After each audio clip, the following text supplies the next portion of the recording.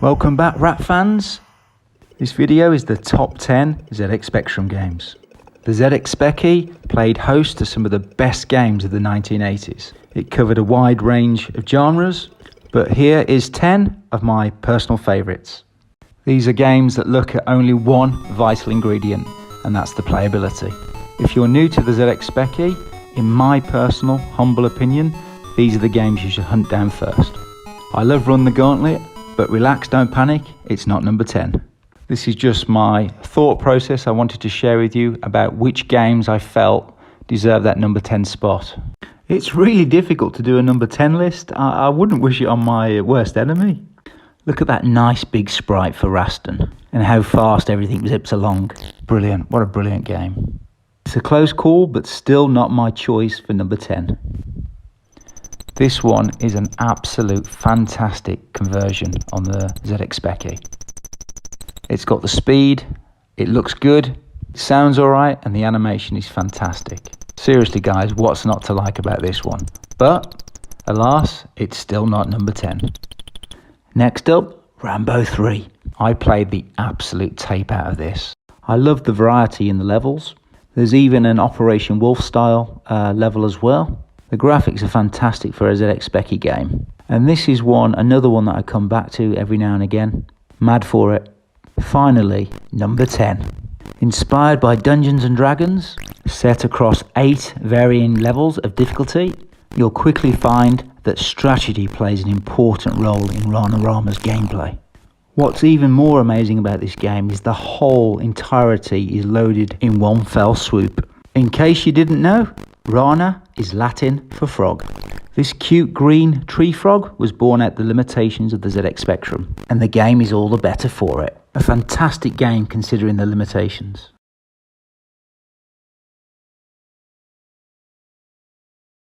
Motor racing enthusiasts and petrolheads alike will be happy to see this make the list.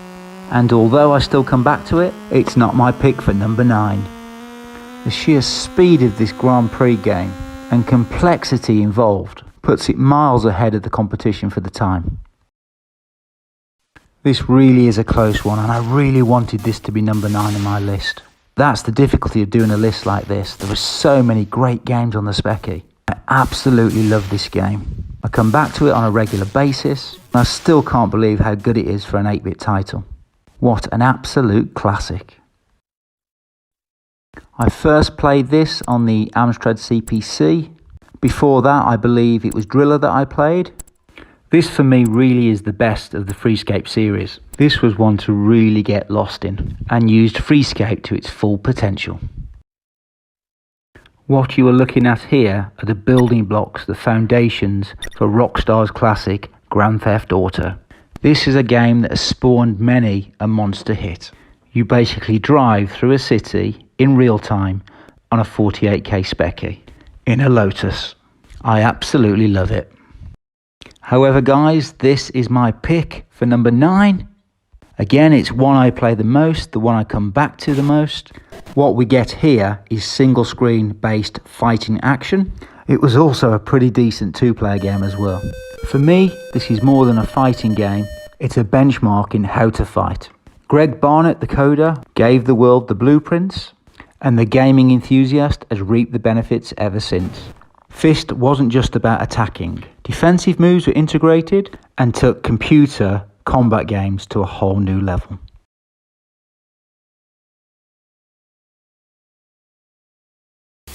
My God, how good was Ivan Stewart's Super Off-Road on the ZX Spectrum? All 8 tracks were crammed into a single load. With 3-player support, I'd have had no hesitation making this my number 8. But something had to give, as this is a 48K loader. The monochrome graphics also proved a little bit confusing at times. How is Wetly Mans even possible on the humble rubber-keyed 48K Speccy? This really is a classy conversion. The dips, the hills, the sheer speed of this thing shouldn't be possible. As good as it is, it's still not my number 8. Wow, now this is absolutely immense. A high quality, great looking, fast paced, bobsleigh racing game for an 8-bit. It really does capture the speed and the essence of the sport. Or so I'm told. It's not my number 8, but it's a close run thing. Another fantastic arcade conversion to the humble ZX Speccy. Continental Circuit has it all. If I'm honest, it doesn't put a foot wrong. Maybe the sound and the music are the only things that hold this one back. This top 10 is absolutely killing me. Oh, I hope I'm making the right choices here. This is brilliant, but it's not the one. I'm going to say it, I prefer Super Hang-On on the ZX Spectrum more so than I do in the arcade. The arcade came with that humping great big simulation of a bike that you had to get on. It was bloody uncomfortable and impossible to control. On the other hand, there was a sensitivity option on the Speccy and control was heaven. But it's not my number 8 and we move on. Wow, stunt car racer on a 48k Speccy. This is the most dangerous driving you can get for your ZX Speccy. Forget the open road, this is the open stunt track. Health and safety completely goes out the window with this one, and only such a game could exist in the 80s. Hold on to your horses, number 8's on its way. How could I not include Chase HQ? This is Nancy here, we've got an absolute blinder of an arcade conversion on the ZX Speccy. It might be covered in yellow, but the sheer speed, music, sound effects, animation are like nothing you've ever experienced before. The argument still rages over which is the best conversion, this or the Amstrad CPC. All I know is that I love it on both systems, and this is one of my favourite games ever converted to the ZX Spectrum.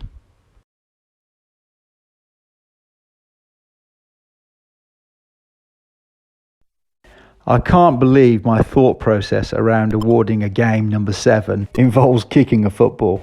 But this is another one I keep coming back to. This and the other one, Emily News. Match Day 2 though, it's like a footy team. It demands my loyalty. And it's so much fun to play. It's unbelievable. But it's not my number 7.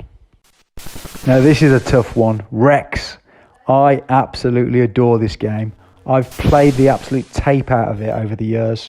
It's really difficult, but once you get the hang of it, there's so much fun to be had. It's a fantastic Walkham Explorer and blaster to boot. I can't believe I'm not making this my number 7 choice. Wow, Spellbound, a 128k version. This is absolutely unbelievable. I love it. I played it religiously. I don't play it so much these days, but every once in a while I do go back to it. It really is superlative. One of the most addictive games on the Speccy. But stupidly you might say, it's not my number 7. Probably one of the best, the ultimate 2-player games you could ever imagine to play. I could never beat my cousin at this. I could beat everybody else, but I could never beat my cousin. He absolutely nailed it. It's not my number 7, but bloody hell it's close. Proper slice of gaming history here. I've played this on everything, every system. I've even played it on the iPad, the new updated version. I can't believe there's anybody out there that hasn't played it. If you haven't, my God, you don't know what you're in for. I've played the sequel as well, but I still prefer this original. Despite my better judgment, it's still not my number 7. This is my number 7, Laser Squad. It could just as easily be my number 1. I've played it as much as any game in this list. I've even played the expansion packs, and despite the age of the game, I still haven't tired of it. I still play it even today. Very sad but true. This is basically a board game with line of sight on your computer, with customizable squads. I still regard it as one of the finest 8-bit strategy games. Julian Gollop is an 8-bit programming god.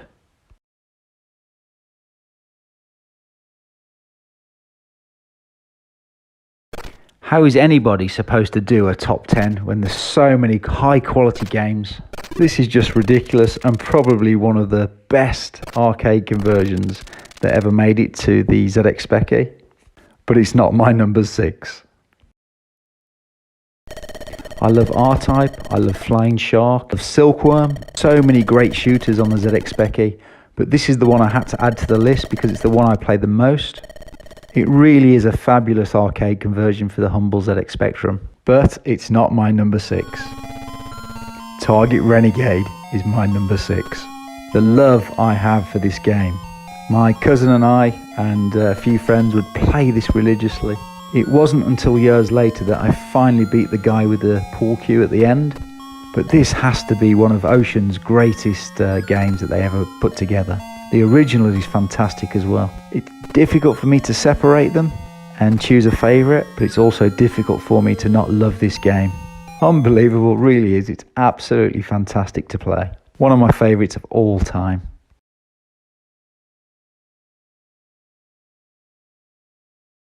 I did want to put a Dizzy game in this list, but Myth replaced any notion of putting a Dizzy game in there because it's so good, it's unbelievable. I'm convinced it's one of the best games, if not the best, on the Speccy. But as much as I love it, it's not my number 5. This is an unbelievable game for the price you would have paid for it back in the day. I think we got it on budget for something like $1.99, and it's one I definitely come back to because I'm yet to complete it.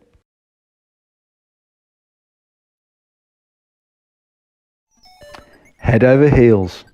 I don't come back to it as much these days, but back in the day when I had this, I played it day in and day out. I completed it again about 4 years ago. Tried to record a video of it, but then lost the video. It really is one of the best games I've ever played. Just on the Speccy, on the 64, and on the Amiga, I think, as well, and the Amstrad CPC. I'm really struggling to think of a game I played more than this, but wow, just wow. And my number 5?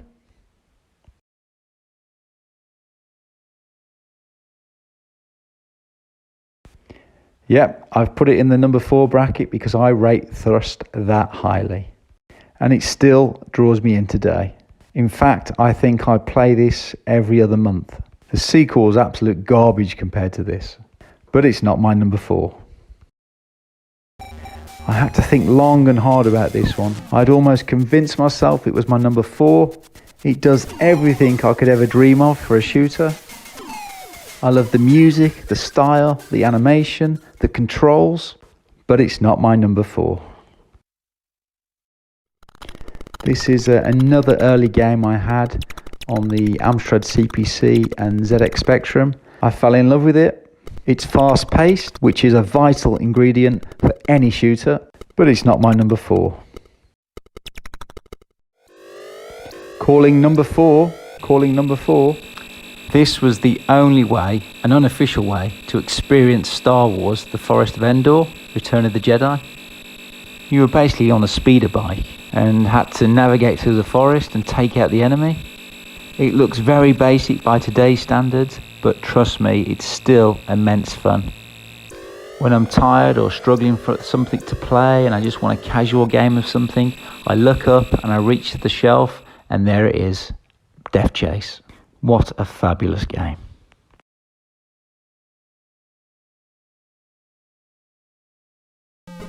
This one took me by surprise back in the day because the movie apparently was absolute trash. But I picked this up on the, I think it was the Hit Squad label for something like $1.99 or $2.99. And it's one of the best 8-bit platform games I've ever played. But it's not my number 3. I so want this to be my number 3. It's amazing. It's arcade perfect. It's absolutely massive. To this day, I still haven't completed all the worlds. I can't fault it. I really can't. Ah, the pain. I hate doing these number 10 lists. I love this in the arcade, and I love it on the Commodore Amiga as well. The ZX Spectrum version, despite the monochrome and lack of sound and music, it's arcade perfect. The speed is there, all the levels are there. It's a truly magnificent conversion, but it's not my number 3. This is my number 3, and I absolutely love it. Just listen to that music. And although it doesn't look it, it feels arcade perfect. And I love the speed of this thing as well. It might be too cute for some, and for me it's almost borderline.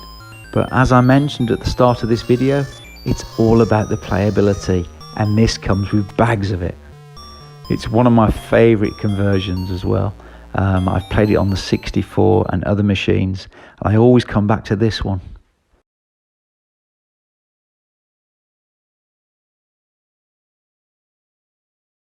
You can't have a top 10 list on the ZX Spectrum without including a Jack the Nipper game. That would be massively uncool. And as much love as I've got for the original Jack the Nipper game, it's the second one that I fell head over heels in love with. But for all that love, it's not my number 2. Dare I say it, it's better than the arcade original, and it's on the ZX Spectrum. Renegade is such a great, iconic game on the ZX Speccy. I really wanted it to be my number 2. Sadly, just couldn't fit it in the end. Another near arcade perfect port to the ZX Spectrum. It's got everything, including a light gun. It might not be my number 2, but those hostages still need rescuing. Get to it, soldier. This is definitely my number 2. This is one of the games I love the most on the ZX Spectrum. It's got nice, big, detailed sprites. Robocop himself shouts out the prime directives at the beginning. And as much as I love the arcade game, this adds a little bit of a spin to it and turns out to be more playable, if you ask me. It's great on the Amstrad CPC as well. And I poked a stick at the 16-bit versions, but I think it's the ZX Spectrum that I always come back to. My God, what a great game. Probably the best arcade conversion on the Speccy.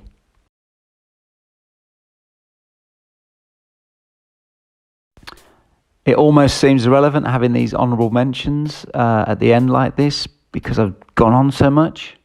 But I just wanted to shout out about Double Dragon 3. I think it's a really good game. Obviously, it's not in the same ballpark as Renegade or Target Renegade, but I had fun. This is another one that I played quite a bit. I never completed it though. I got close. I know definitely I got close because I watched a walkthrough of it on YouTube. I was probably about 5 minutes from the end. Classic. Need to dig this one back out again. Ah, this one is absolutely amazing. It should have made the list really. Just didn't know where to put it. Maybe I'll do a top 20. I'm convinced that this one would definitely feature. A timeless classic for the ZX Speccy, this one. We've got a Stallone game on the ZX Speccy, and it's an absolute blinder. This is a fantastic game. I absolutely love it. Completely unexpected for me. I've never seen the movie, but the game is just simply a superlative. Now, Buggy Boy, I absolutely love this on the Speccy. There's so many people that slate it, but for me, it's absolutely brilliant. I really do appreciate this game on the Speccy. And if I had a top 30, I think it'd feature. Now, this is one I played with my cousin all the time. And it looks terrible now. It looks absolutely awful. Really basic. But there's bags of gameplay in this one. You just have to look beneath the graphics.